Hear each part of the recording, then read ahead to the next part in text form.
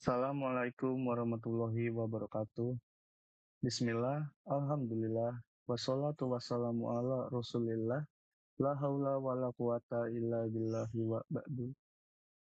Perkenalkan, nama saya Muhammad Adli Naufal dari Prodi Manajemen Universitas Singapura Bangsa Karawang dengan NPM 24 1063 1020 132.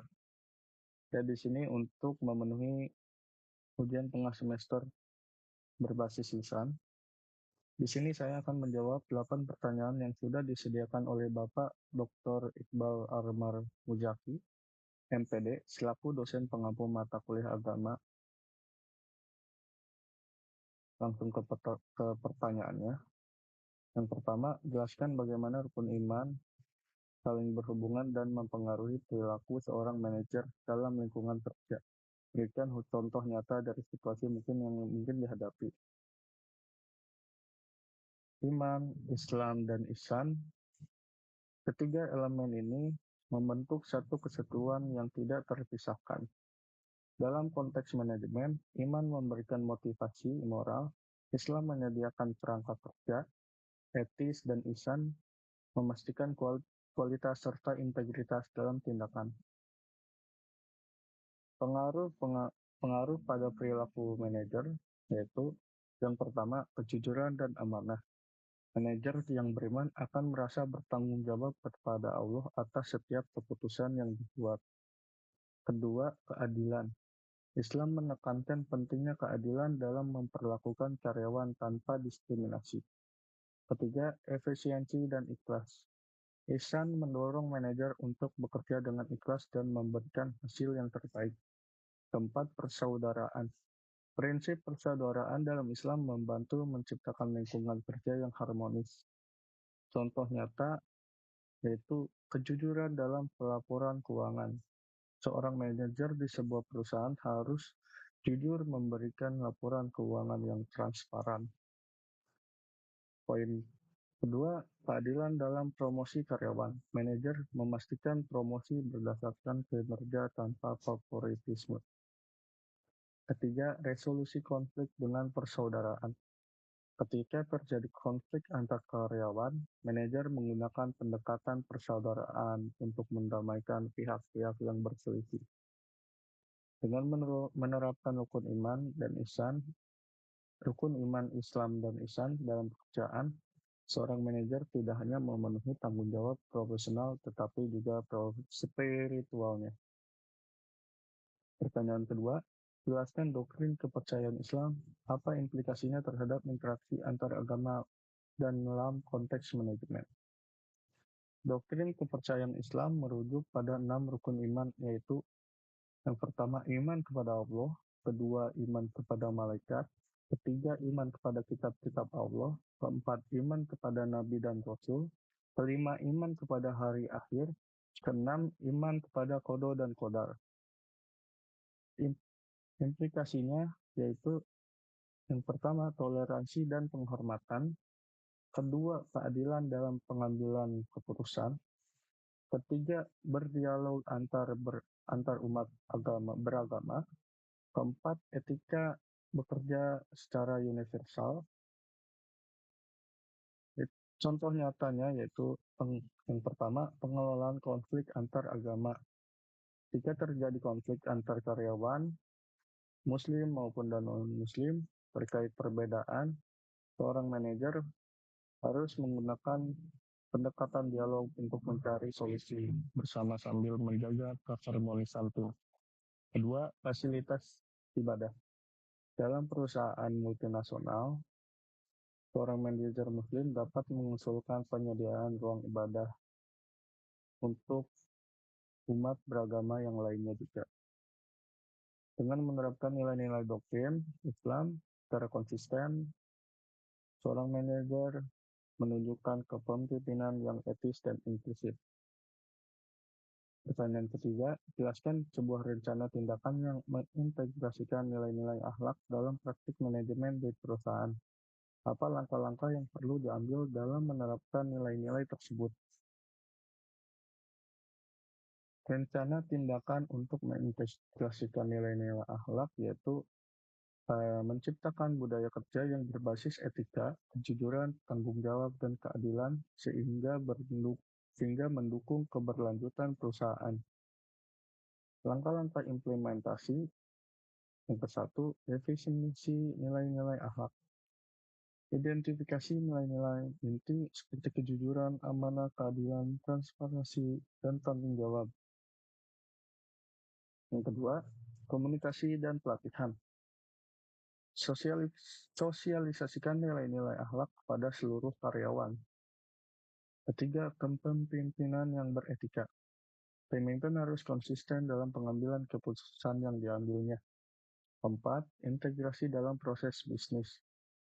Terapkan nilai-nilai akhlak dalam setiap aspek operasional perusahaan. Kelima, sistem pelaporan dan akuntabilitas. Bangun sistem pelaporan terbuka untuk melaporkan pelanggaran etika tanpa rasa takut. 6. Penghargaan atas perilaku etis. Pengakuan ini berupa penghargaan formal atau apresiasi oleh manajer. Ketujuh, evaluasi dan perbaikan keberlanjutan. Lakukan evaluasi berkala terhadap program etika untuk identifikasi kekurangan. Contoh penerapan nyatanya yaitu kejujuran dalam pelaporan keuangan, kedua tanggung jawab sosial, ketiga resolusi konflik yang adil. Pertanyaan keempat, jelaskan contoh situasi di mana birrul walidain atau berbakti pada orang tua dapat diterapkan dalam konteks profesional. Bagaimana hal ini dapat mempengaruhi hubungan kerja dan budaya organisasi. Birrul walidain memiliki referensi yang kuat dalam konteks profesional, terutama dalam membentuk nilai-nilai individu yang memengaruhi hubungan kerja dan budaya organisasi. Contoh penerapan birrul walidain dalam konteks profesional yaitu yang pertama, mengutamakan keseimbangan antara karir dan kewajiban kepada orang tua. Yang kedua, membawa nilai hormat dan empati ke tempat kerja. Ketiga, mendukung rekan kerja dengan kewajiban yang sama. Pengaruh hubungan kerja dan budaya organisasinya yaitu meningkatkan hubungan kerja. Nilai-nilai birrul walidain seperti empati dapat memperkuat hubungan antar individu di tempat kerja. Yang kedua, menciptakan budaya organisasi yang peduli. Contoh nyatanya yaitu seorang karyawan menghadapi situasi di mana ia harus merawat orang tuanya yang sakit. Dengan persetujuan manajer, ia diberikan fleksibilitas jam kerja sehingga tetap produktif tanpa meninggalkan tanggung jawab keluarganya. Pertanyaan kelima, identifikasi dan jelaskan 3 sumber ajaran Islam yang paling relevan untuk pengambilan keputusan dalam manajemen. Bagaimana sumber-sumber ini dapat digunakan dalam praktik sehari-hari? 3 sumber ajaran Islam yang paling relevan untuk pengambilan keputusan dalam manajemen adalah Al-Quran, Sunnah Nabi Muhammad SAW, dan prinsip syuro atau musyawarah. Ketiga sumber ini memberikan panduan etis dan praktis yang dapat digunakan dalam praktik sehari-hari untuk menciptakan lingkungan yang adil, produktif, dan harmonis.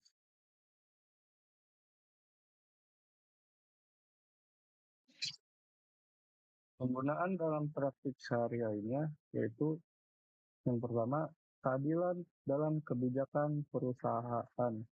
Yang kedua, tentu pimpinan berbasis empati. Yang ketiga, musyawarah untuk inovasi. Pertanyaan keenam, jelaskan proses ijtihad dalam konteks modern. Apa tantangan yang dihadapi oleh para ulama dalam menerapkan ijtihad di era globalisasi dan teknologi saat ini? Proses ijtihad dalam konteks modern merujuk pada usaha para ulama dan cendekiawan muslim untuk menafsirkan hukum-hukum Islam dari sumber-sumber utamanya. Tantangan dalam menerapkan istihad di era modern, yaitu yang pertama, globalisasi dan pluralisme. Globalisasi membawa masuknya nilai-nilai dalam dan budaya asing yang seringkali bertentangan dengan prinsip-prinsip Islam. Kedua, perkembangan teknologi. Kemajuan teknologi informasi memudahkan akses terhadap informasi dan juga memberikan informasi yang tidak benar. Ketiga, skeptisisme terhadap istihad. Ada pemikiran dalam kelompok-kelompok kalangan sebagian masyarakat mengenai kemampuan para ulama untuk melakukan istihad yang relevan dalam zaman modern. Keempat, isu-isu kontemporer. Masalah-masalah tersebut yang seperti cryptocurrency, AI, dan isu lingkungan hidup yang memerlukan inovasi yang istihad yang inovatif. Pertanyaan ketujuh, jelaskan rancangan sebuah program pelatihan untuk manajer yang mengedepankan nilai-nilai Islam dalam kepemimpinan. Apa saja komponen utama yang harus ada dalam program tersebut? Rancangan program pelatihan untuk manajer yang mengedepankan nilai-nilai Islam dalam kepemimpinan harus dirancang secara komprehensif untuk memastikan bahwa para peserta tidak hanya memahami teori, tetapi mampu menerapkan nilai-nilai tersebut dalam praktik sehari-hari. Komponen utama yang ada di program tersebut yaitu adanya tujuan umum. Yang pertama, adanya tujuan umum, meningkatkan pemahaman manajer tentang nilai-nilai Islam dalam kepemimpinan dan pengambilan keputusan. Yang kedua, memahami konsep tauhid dan akhlak dalam kepemimpinan dan juga memahami penerapan musyawarah dalam pengambilan keputusan tim. Yang ketiga, menghadirkan narasumber yang kompeten di bidang manajemen dan ajaran Islam untuk memberikan ceramah serta memfasilitasi diskusi. Keempat, menyediakan sesi mentoring dengan pemimpin berpengalaman yang menerapkan nilai-nilai Islam dalam kepemimpinannya. Kelima, menggunakan penilaian sebelum dan setelah pelatihan untuk mengukur perubahan dan pemahaman dan keterampilan. Keenam, membuat rencana tindak lanjut untuk mendukung peserta dalam menerapkan apa yang telah dipelajari di tempat kerja mereka. Pertanyaan ke-8, menjelaskan bagaimana pemahaman rukun agama dapat membantu seorang manajer dalam membangun tim yang solid dan harmonis. Apa strategi yang dapat diterapkan untuk mencapai tujuan tersebut? Pemahaman tentang rukun agama, khususnya rukun iman dan rukun Islam, dapat memberikan landasan yang kuat bagi seorang manajer dengan membangun tim yang solid dan harmonis. Berikut penjelasan bagaimana pemahaman ini dapat diterapkan dalam konteks manajerial serta strategi yang dapat digunakan. Yang pertama, membangun kepercayaan dan integritas. Kedua, menumbuhkan rasa tanggung jawab. Ketiga, mendorong kerjasama dan musyawarah. Keempat, membangun budaya positif. Kelima, menghadapi tantangan dengan bijaksana. Sekian pemaparan jawaban dari saya. Saya membuat video ini untuk memenuhi ujian tengah semester dengan lisan oleh selaku dosen Dr. Iqbal Amar Muzaki, MPD, selaku dosen pengampu mata kuliah agama. Sekian, wassalamualaikum warahmatullahi wabarakatuh.